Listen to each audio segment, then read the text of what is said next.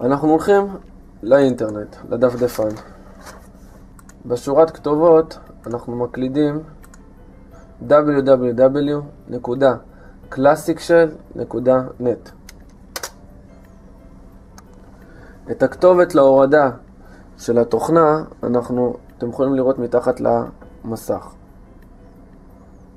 אנחנו מורידים את הקובץ, תכף מתחילה ההורדה, אתם רואים פה את הסטטוס של הקובץ, ירד, אנחנו לוחצים להפעיל אותו. התקנה מאוד פשוטה, אנחנו אומרים לו Next, מאשרים את ההסכם של התוכנה, Next, ובמסך הזה יש לנו את האופציה לבחור מה אנחנו רוצים שיהיה בממשק הקלאסי של הווינדוס. במקרה הזה אני רוצה רק את ההתחל להוסיף בחלונות, אז את כל השאר אנחנו מוחקים. את הקלאסיק סטארט מניו אנחנו משאירים, קלאסיק אינטרנט אקספלורר לא צריך, ואת העדכונים גם אני לא מעוניין. נקסט, עדכן, והוא מתקין.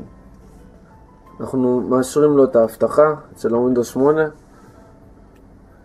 פיניש, וכמו שאתם רואים נפתח לנו ההתחל למטה. אנחנו בוחרים לו כל אחד מה שהוא מעוניין. יש לי פה את ההתחל הקלאסי של הווינדוס, יש לי התחל בסגנון של הווינדוס XP, והתחל בסגנון של הווינדוס ויסטה או 7.